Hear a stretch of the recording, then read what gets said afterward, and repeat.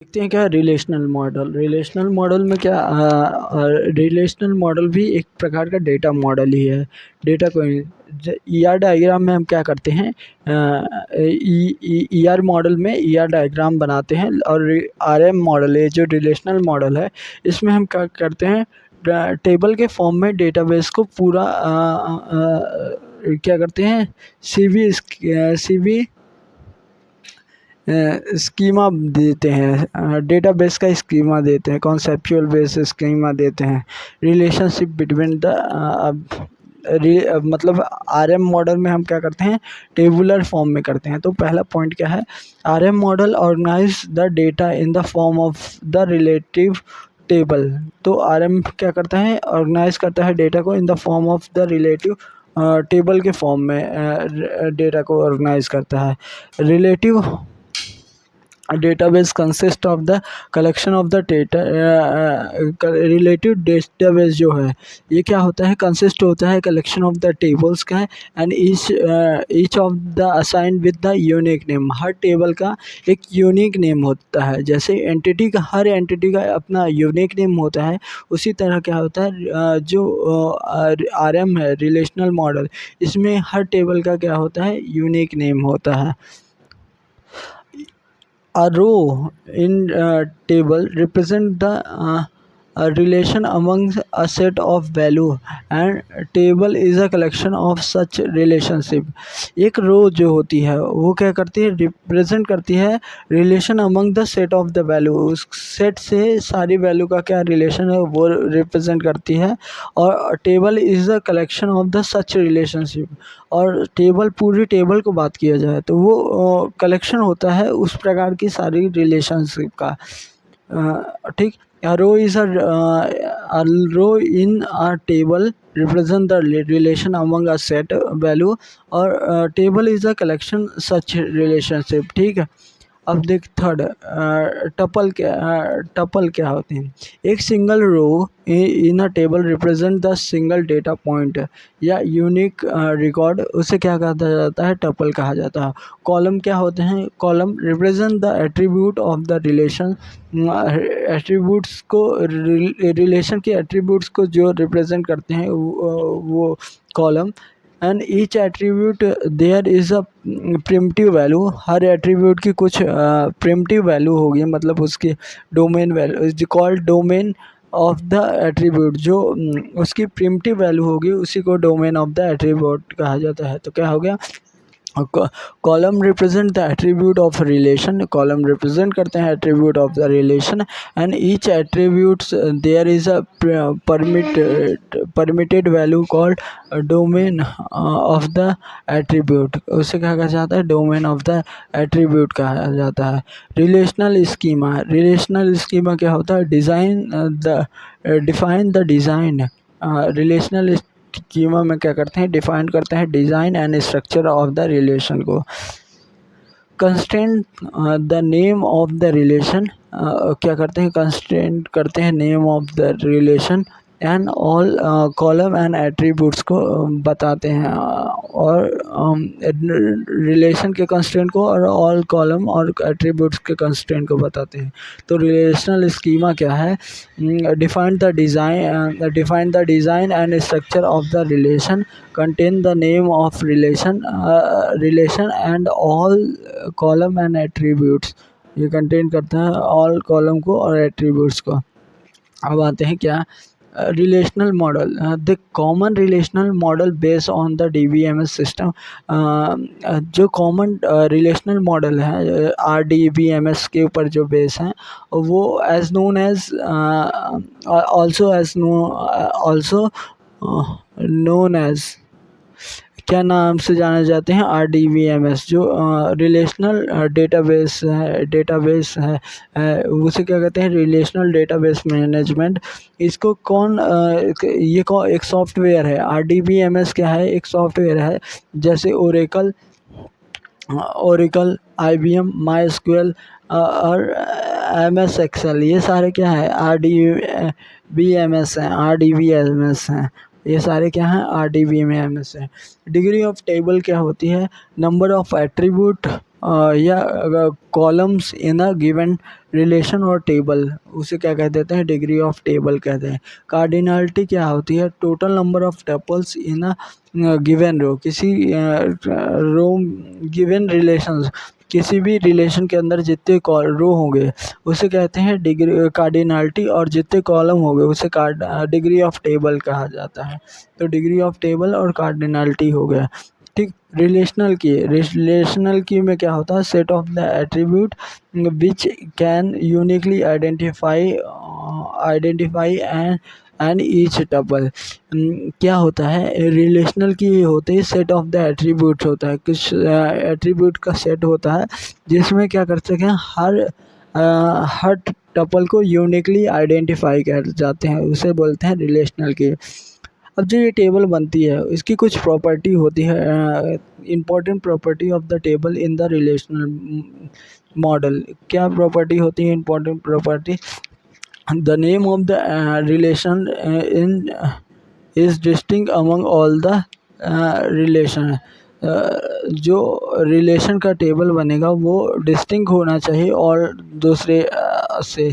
ठीक। एंटिटी का भी नाम, जो एंटिटी का नेम होता है वही क्या नेम होता है, वही इसका भी नाम होता है, टेबल का नाम होता है।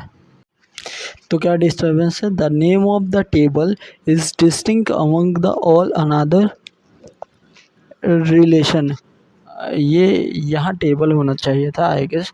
तो टेबल का नेम डिस्टिंक्ट होना चाहिए ऑल अनदर, क्योंकि एंटिटी का भी नेम क्या होता है, डिस्टिंक्ट होता है एज़ कम्पेयर टू अनदर।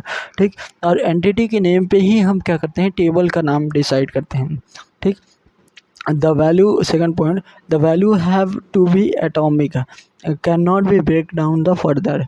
जैसे कि जो वैल्यू होनी चाहिए वो एटॉमिक होनी चाहिए। जैसे अगर मैं नंबर ले रहा हूँ तो नंबर क्या होना चाहिए, 10 डिजिट का ही होना चाहिए। एटॉमिक एक फिक्स वैल्यू होना चाहिए, वो फर्दर डिवाइड ना हो सके, ऐसा वाला वैल्यू उसकी होनी चाहिए। Third one is the name of each attribute and column must be unique.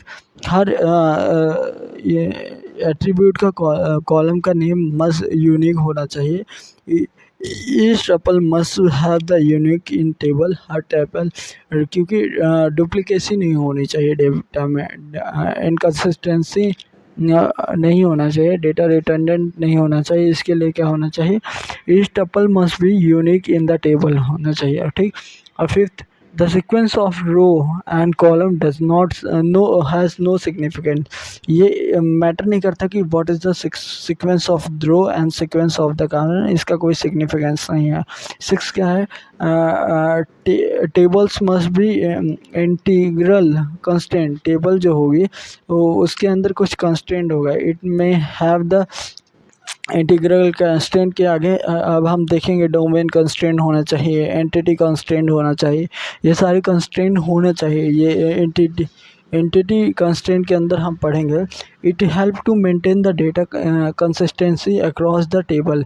ये जो है इंटीग्रिटी कंस्ट्रेंट जो है ये क्या करता है, हेल्प करता है डेटा मेंटेन करने में, data consistency across the table, data की कंसिस्टेंसी अक्रॉस द टेबल के लिए मेंटेन करता है।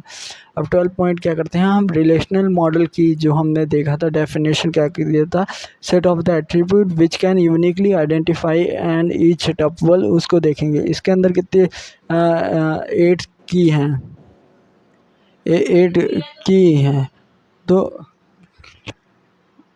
तो कौन कौन सी की है, पहली आती है first one is the super की। सुपर की एस के ये क्या होती है, any permutation combination of attribute present in the table which can be uniquely identify each tuple, कि हर टपल को यूनिकली आइडेंटिफाई करे, वो टेबल जो हर टपल को यूनिकली आइडेंटिफाई करे उसे क्या कह देते हैं, सुपर की कह देते हैं। ये कोई भी किसी का भी कॉम्बिनेशन हो सकता है, किसी भी एट्रीब्यूट्स का कॉम्बिनेशन हो सकता है। इट में भी नल, इसके अंदर क्या है, सुपर, ये सुपर की के अंदर क्या हो सकता है, नल भी हो सकता है। ठीक। फिर second one is the candidate key. Candidate क्या की होता है, minimum subset of super key minimum subset of the super key which can be uniquely identify the each tuple, जो कि हर टपल को यूनिकली आइडेंटिफाई कर पाए। It contain no redundant attribute, वो हर ऐसे रिटर्डेंट एट्रीब्यूट को ना कंटेन करें। फॉर एग्जांपल कोई भी पर्सन है वो क्या करता है, नेम और मोबाइल नंबर दोनों के कॉम्बिनेशन से ही यूनिकली आइडेंटिफाई हो रहा है। यह नेम और आईडी से भी यूनिकली आइडेंटिफाई हो रहा है सुपर की में।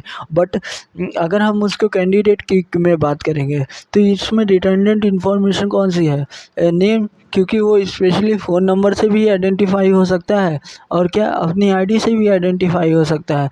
तो रिटर्डेंट इन्फॉर्मेशन को क्या करता है, वो हटा देता है।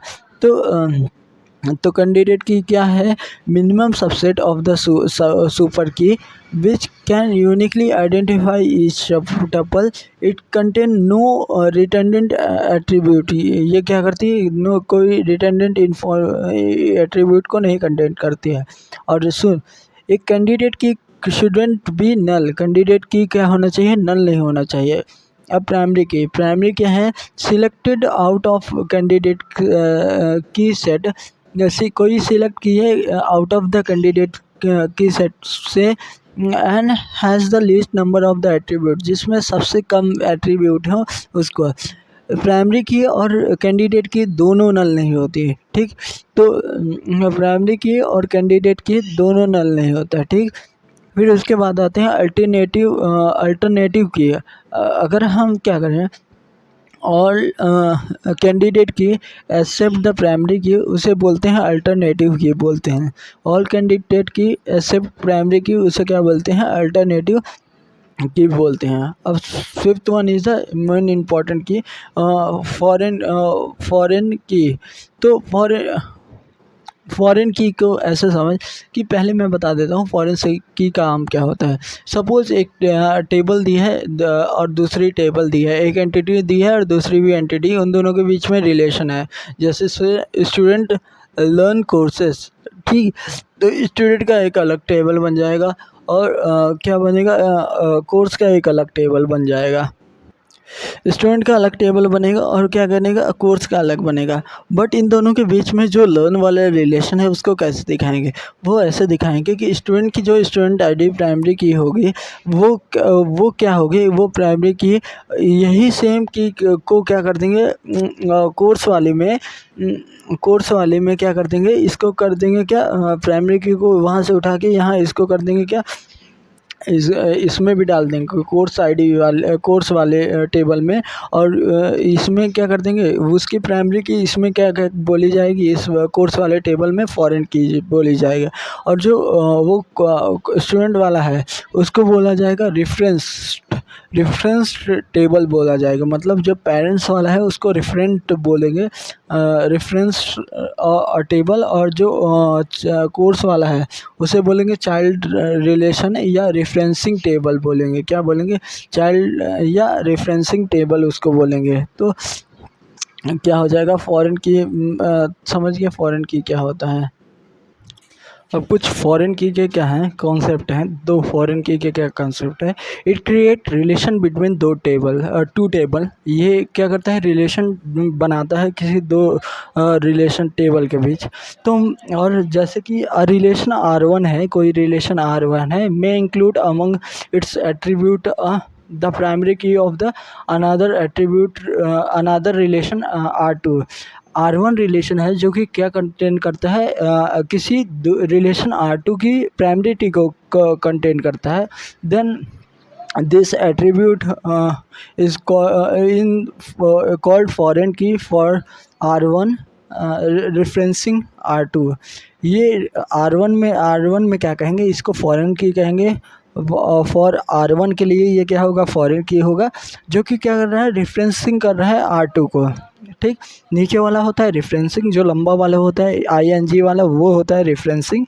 और the relation R1 is as also known as referencing child relation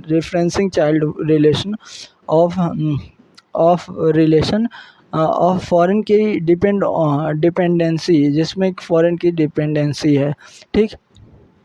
and R2 is referenced parents. तो R2 क्या हो गया, रेफरेंस पेरेंट्स हो गया। R1 हो गया क्या, रेफरेंसिंग R हो गया। R1 इज रेफरेंसिंग या चाइल्ड कह दें, और उस R2 क्या हो गया, रेफरेंस्ड, सॉरी जो भी है। तो इतना पेरेंट्स को क्या कहते हैं, रेफरेंस्ड कहते हैं, और चाइल्ड को क्या कहते हैं, रेफरेंसिंग कहते हैं, रेफरेंसिंग टेबल कहते हैं। ठीक। Foreign key help to cross referencing between the two different relation है। अगर किसी दो अलग अलग रिलेशन के बीच में क्रॉस रेफरेंसिंग करना हो तो हम किसका यूज़ करते हैं, फॉरेन की का यूज़ करते हैं। ठीक। अब इसके बाद आता है कंपोजिट की। कंपोजिट की क्या होता है, प्राइमरी की form using at least to attribute.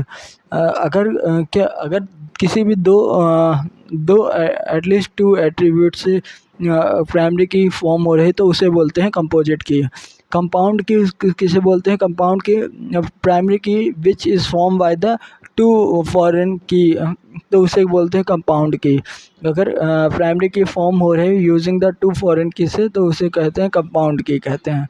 फिर उसके बाद आता है सुरोगेट की। सुरोगेट की क्या होता है, सिंथेटिक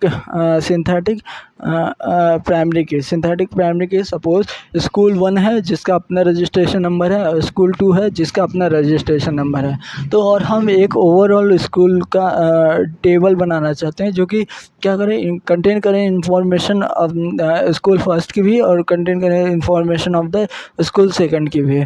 तो इसमें क्या होगा, अगर हम दोनों का देखें तो हो सकता है कुछ का रजिस्ट्रेशन नंबर जो स्कूल नंबर 1 में था वही सेम रजिस्ट्रेशन स्कूल नंबर 2 में हो। तो अगर मर्ज कर देंगे तो क्या होगा, यहाँ पे हम एक प्राइमरी की बनाएंगे दोनों को डिफ्रेंशिएट करते हुए सीरियल नंबर। तो वो सीरियल नंबर से हमें पता चल जाएगा कि इतने के ऊपर स्कूल नंबर फर्स्ट के हैं, इतने के उस बाद स्कूल नंबर सेकंड के हैं। तो यहाँ मैंने अपने से ही एक ऑटोमेटिकली मैंने एक क्या किया, प्राइमरी की किया। तो क्या है, सिंथेटिक तो सरोगेट की क्या होती है, सिंथेटिक प्राइमरी की होती है। Second, generated automatically by database, generate होती है automatic by database, usually an integer form. किस में होती है, यूजुअली इंटीजर फॉर्म में होती है। More be use as a primary key, ये may be use as a primary key, ये हो सकता है कि प्राइमरी की के लिए use in the form of the primary की का यूज़ हो। ठीक। फिर उसके बाद आते हैं, अब जो मैंने ये इंटीग्रिटी कंस्ट्रेंट पढ़ा था तो उसको देखते हैं। इंटीग्रिटी कंस्ट्रेंट कहाँ पढ़ा था, ये देखा था ना, प्रॉपर्टी ऑफ टेबल के अंदर देखा था। Table must be follow integrity constraint, it help to maintain the data consistency across the table. इसी को डेटा इंटीग्रिटी कंस्ट्रेंट को पढ़ने जा रहा हूँ। तो पहला 13 पॉइंट का पहला आता है, code operation must be done with some integrity policy so the database is always consistent. तो कोड ऑपरेशन हमेशा होना चाहिए जिससे क्या होता है, डेटा में some integrity policy so that data क्या रहे, ऑलवेज कंसिस्टेंट रहे। कोड ऑपरेशन में पहला होता है क्रिएट करना, किसी भी डेटाबेस को क्रिएट करना, रीड करना डेटाबेस को, यू से अपडेट करना डेटाबेस को, डी से डिलीट करना। ये चारों code operation must be done, ये होना चाहिए with the some integrity policy. कुछ इसमें पॉलिसी इंक्लूड होनी चाहिए, so that the data is always consistent, ताकि डेटा ऑलवेज क्या रहे, कंसिस्टेंट रहे। तो ये हो गया introduction, so that we do not accidentally corrupt the data. तो इंटीग्रिटी कंस्टेंट होना चाहिए, तो ताकि हम इंसिडेंटली कर डेटा बेस को करप्ट ना करते हैं। तो इसीलिए data introduce so that we do not accidentally corrupt the database को इंसिडेंटली करप्ट ना कर दें। देख, इंटीग्रिटी कंस्ट्रेंट के अंदर दो कंस्ट्रेंट आते हैं, एक डोमेन कंस्ट्रेंट आता है, एक एंटिटी कंस्ट्रेंट आता है। डोमेन कंस्ट्रेंट मतलब कि हर जैसे नंबर है अगर मैं कॉन्टैक्ट नंबर ले रहा हूँ तो कोई उसमें अल्फ़ा डिजिट न अल्फ़ाबेट न डाल के भाग जाए ये। और जैसे मैं नेम पूछ रहा हूँ उसमें कोई नंबर डाल दे, तो ये डोमेन कंस्ट्रेंट की मतलब हर वेरिएबल का कुछ ना कुछ डोमेन डिफाइन कर दूँ। और एंटिटी कंस्ट्रेंट की एंटिटी में एंटिटी की वाले में एट्रीब्यूट के साथ क्या कंस्ट्रेंट डिफाइन करते हो। तो देख, पहला आता है डोमेन कंस्ट्रेंट के, restrict the value of the attribute of relation specifies the domain. तो रिस्ट्रिक्ट कर दें value of the attribute of relation, क्या वैल्यू हो सकती है एट्रीब्यूट्स की, स्पेसिफाई कर दें उसके डोमेन को। तो जो भी एट्रीब्यूट की वैल्यू को होती है उसको रिस्ट्रिक्ट कर दें पर्टिकुलर, उस restrict the value of the value in the attribute में रिस्ट्रिक्ट कर दें वैल्यू ऑफ वैल्यू को, स्पेसिफाई द डोमेन, और वो किस डोमेन में है उसको स्पेसिफाई कर दें। सेकंड क्या है, restrict the data type of the every attribute, जो भी एट्रीब्यूट है उसमें क्या कर देंगे, उसके डेटा टाइप को रिस्ट्रिक्ट कर देंगे, ठीक। और एग्जांपल के लिए we want to specify the enrolment should be happen of the candidate birth year, जिसका 2000 के ऊपर बर्थ नीचे हो तो उसी का एनरोलमेंट हो, तो इसके लिए रिस्ट्रिक्शन लगा सकते हैं। डोमेन कंस्ट्रेंट हमने डिफाइन कर दिया। एंटिटी कंस्ट्रेंट मतलब each relation should have primary की, हर रिलेशन में क्या होना चाहिए, एक एंटिटी कंस्ट्रेंट में लगा दिए कि हर रिलेशन हो, कोई भी रिलेशन हो उसमें क्या होना चाहिए, एक प्राइमरी की होना चाहिए। और प्राइमरी की क्या होना चाहिए, नॉट नल होना चाहिए, ये नल नहीं होना चाहिए। ये हमने क्या किया है, कंस्ट्रेंट लगा दिया है, ठीक। अब फिर उसके बाद आते हैं कुछ इम्पोर्टेंट इंटरव्यू के क्वेश्चंस। क्या है इम्पोर्टेंट, रेफरेंसिंग कंस्ट्रेंट, ये आता है इंटरव्यू में। रेफरेंसिंग कंस्ट्रेंट, अब ये फिफ्थ है। तो रेफरेंसिंग कंस्ट्रेंट में क्या आता है, देख अब हम जो प्राइमरी की है और फॉरेन की है, इन दोनों के बीच में जो कंस्ट्रेंट होता है उसके बारे में बात करेंगे। पहला आता है, कौन सा कंस्ट्रेंट आता है, इंसर्ट कंस्ट्रेंट। इंसर्ट कंस्ट्रेंट क्या कहता है, value can not be inserted in the child table if the value is not lying in the parents table. पहला इंसर्ट कंस्ट्रेंट ये आता है कि वैल्यू जो है वो चाइल्ड टेबल में नहीं असाइन हो सकती है। अगर वो पेरेंट्स टेबल में नहीं कंस्ट्रेंट कर रही है वैल्यू, तो चाइल्ड टेबल में हम वैल्यू असाइन नहीं कर सकते हैं, ठीक। ये हो गया इंसर्ट कंस्ट्रेंट। फिर होता है डिलीट कंस्ट्रेंट।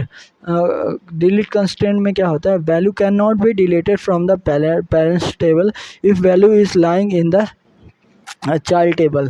तो अगर वैल्यू क्या कर सकते हैं, डायरेक्ट डिलीट नहीं कर सकते हैं पेरेंट्स टेबल से, अगर वो वैल्यू लाई कर रहे हैं चाइल्ड टेबल में तो हम उसको डिलीट नहीं कर सकते हैं। तो इसका मतलब ये हुआ कि हम क्या कर सकते हैं, इसका मतलब ये हुआ कि मैं डिलीट ही नहीं कर सकता, क्या मतलब उससे ऑन डिलीट कंस्ट्रेंट मतलब कास्केड। अब देख ये क्या है, इसका मतलब ये हुआ कि डिलीट कंस्ट्रेंट के हिसाब से अगर हम किसी भी पेरेंट्स से अगर किसी डेटा को चाहेंगे डिलीट करना, तो वो उसकी प्राइमरी की डिलीट हो जाएगी और क्या चाइल्ड टेबल में उसकी की रहेगी तो फॉरेन की के रूप में। तो क्या हम कोई भी एलिमेंट कोई भी टपल डिलीट नहीं कर सकते हैं, नहीं कर सकते हैं।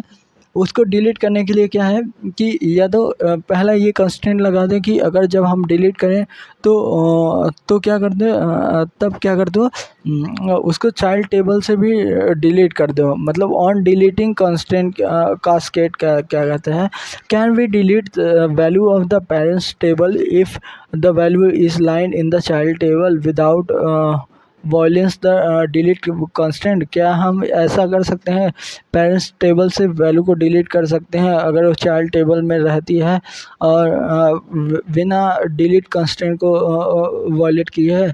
Deleting value from the parents table, yes कर सकते हैं। And delete the corresponding entry in the child from the child table too. हम क्या करें, डिलीट कर दें value from the parents table से भी डिलीट करें और उसके करस्पॉन्डिंग चाइल्ड टेबल से भी डिलीट कर दें, तो हम वैल्यू को डिलीट कर सकते हैं। या द डिफाइंड वे, अगर इसको हम कैसे कर सकते हैं, एक तरीका ये है कि और दूसरा क्या है, कैन फॉरेन की जो होती है हैज़ द नल वैल्यू, क्या फॉरेन की का जो ऐड बनाते हैं क्या उसमें नल वैल्यू हो सकता है? Answer is yes. No delete null, no delete null मतलब delete from the parents table and put the corresponding foreign key value to null. अगर हम क्या करें, किसी भी एलिमेंट को डिलीट करना चाहते हैं तो उसको हम डिलीट कर दें और उसके करस्पॉन्डिंग जो भी फॉरेन की है उसको क्या असाइन कर दें, नल असाइन कर दें। तो ऐसा हम कर सकते हैं, तो इससे क्या हो सकती है, फॉरेन की में नल वैल्यू आ सकती है। तो क्या हो गया, foreign, can foreign key have null value, yes. On deleting the null, null को delete the value from the parents table के और उसके corresponding foreign key value, delete value वो हो गया, ठीक। उसके करस्पॉन्डिंग में फॉरेन की वैल्यू में क्या करते हैं, नल करते हैं। अब इसको बनाते कैसे हैं, ऑन डिलीटिंग कास्केड बनाते कैसे हैं, तो कैसे, अगर हम टेबल क्रिएट कर रहे हैं ऑर्डर में और उसमें क्या है, कस्टमर आईडी जब डिलीट हो तो इसमें ऑर्डर आईडी भी की जगह नल हो जाए या डिलीट हो जाए। तो क्रिएट टेबल ऑर्डर, फिर ऑर्डर आईडी और इंट, इसको प्राइमरी की इंट प्राइमरी की रख दी है। इसी तरह फिर क्या किए, customer ID int referencing customer, क्या लिखेंगे, customer ID int referencing customer on delete cascade, क्या लिखिए, customer ID referencing customer on delete cascade. तो इससे क्या होगा, अगर कोई भी वैल्यू अगर कस्टमर आईडी से डिलीट होगी, वो customer ID as a order में फॉरेन की तरह काम कर रहा था, तो वो इससे भी क्या हो जाएगा, ऑर्डर से डिलीट हो जाएगा, ठीक। ऑन डिलीट कास्केड लगाने से तो ये होते हैं 3-4 रेफरेंसिंग कंस्ट्रेंट हो गए। तो रेफरेंसिंग कंस्ट्रेंट क्या होते हैं, specify between the two relation, help to maintain the consistent among the tuple of the two, ये स्पेसिफाई करते हैं किसी दो रिलेशन के बीच में और tuple of the two relation के बीच में। इट रिक्वायर्ड दैट, ये ज़रूरी है, required that value applying in the specific attribute of any tuple is referencing relation also appear in the specific attribute at least one tuple in the referenced relation। ये हो गया insert constant, कि अगर हम क्या कर रहे हैं, रेफरेंसिंग रिलेशन में अगर कोई वैल्यू अपीयर करा रहा है तो एटलीस्ट एक बार वो रेफरेंस्ड रिलेशन के बीच में होना, रेफरेंस रिलेशन में होना ही चाहिए। इफ़ फॉरेन की इज़ अ रेफरेंसिंग टेबल, अगर फॉरेन की क्या है, रेफरेंसिंग टेबल, फॉरेन की इन referencing table to the primary key of the reference table, then every value of the primary key is referencing table must be null या available in the reference table। अगर referencing table में अगर क्या है, foreign की है तो वो अदर नल होना चाहिए या जो वैल्यू अवेलेबल है वो रेफरेंस टेबल में अवेलेबल होना चाहिए। तो ये चीज़ हो गया कि अगर फॉरेन की है तो उसकी वैल्यू अदर नल होनी चाहिए या रेफरेंस टेबल में उसकी वैल्यू होनी चाहिए, ठीक। चौथा पॉइंट क्या, फॉरेन की must have the matching primary की for its each value in the parents table or it must be null। foreign key के लिए must be foreign key must matching the primary key for its each value in the parent table and it must be key। Foreign key value क्या होनी चाहिए, other वो उसमें exist करना चाहिए या तो उसको क्या होनी चाहिए, उसकी वैल्यू नल होनी चाहिए, ठीक। ये सारी क्या हो गई, रेफरेंसिंग कंस्ट्रेंट हो गए। अब इसके बाद की कंस्ट्रेंट देखते हैं, टोटल 6 की कंस्ट्रेंट है। The 6 types of the key constraint present in the database management system का पहला क्या कंस्ट्रेंट है, नॉट नल। नॉट नल की बाय डिफ़ॉल्ट क्या होता है, एट्रीब्यूट की या कॉलम की वैल्यू क्या होती है, नल कर देते हैं। अगर वैल्यू नहीं असाइन करते हैं तो वो नल कर देते हैं। तो क्या कर देते हैं, जैसे लिखा है इंट आईडी इंट, फिर उसके बाद लिख देंगे नॉट नल। तो इससे क्या हो जाएगी, फिर कॉमा लगा के दूसरे भी एट्रीब्यूट जो भी हैं उसको अटेंड कर देंगे। फिर उसके बाद आते हैं यूनिक। नॉट नल को पढ़ देता हूँ। This constant will be restrict the user to not having null value. ये रिस्ट्रिक्ट करता है यूज़र को कि इसमें नल वैल्यू मत डालो। And it ensure that the every element in the database have value. ये इंश्योर करता है कि हर एलिमेंट की वैल्यू होनी चाहिए टेबल में। फिर उसके बाद यूनिक आता है। It help to ensure that all the value constant in the column are different from each other. Unique क्या करता है, ये इंश्योर करता है कि जो भी वैल्यू उस कॉलम में हो वो एक दूसरे से डिफरेंट हो। तो इंश्योर करता है क्या कि कॉलम में वैल्यू डिफरेंट हो। और दूसरा बोथ यूनिक और प्राइमरी की में यही यूनिक वाली कंस्ट्रेंट तो होती है, प्राइमरी की में भी यूनिक वाली कंस्ट्रेंट होती है। बट ये भी होता है, you may be have that many unique constraint पर टेबल बट ओनली प्राइमरी की पर टेबल। अगर मल्टीपल क्या चाहते हो, यूनिक वैल्यू चाहते हो किसी कॉलम के अंदर, तो तुम्हें यूनिक वाला कंस्ट्रेंट लगाना पड़ेगा। अगर प्राइमरी वाले के अंदर तो यूनिक वैल्यू तो होगी ही। तो यूनिक कंस्ट्रेंट लगाते कैसे हैं, यूनिक लिख देते हैं, फिर पैरेंथेसिस में क्या कर देते हैं, आईडी यूनिक आईडी लिख देते हैं। तो ये जो आईडी कंस्ट्रेंट है तो वो यूनिक होगी। Third one is a default. Default मतलब की डिफ़ॉल्ट वैल्यू देते हैं। It is a use to set default value to the column. ये क्या कर यूज़ आता है कि डिफ़ॉल्ट वैल्यू कॉलम में सेट करने के लिए काम आता है। Column the default value is added to the column if no value is specify for them. अगर कोई वैल्यू स्पेसिफाई नहीं है तो उसको डिफ़ॉल्ट वैल्यू सेट कर देता है कुछ। जैसे अमेज़ॉन का प्राइम अगर कोई नहीं लिया है तो वो जब लॉगिन करेगा तो उसकी अमेज़ॉन प्राइम की वैल्यू क्या दिखा दो, 0 दिखा दो कि नहीं है उसकी। तो प्राइम स्टेटस इंट, एक प्राइम स्टेटस नाम से कॉलम नाम बनाया और उसके इंट इस टाइप का है।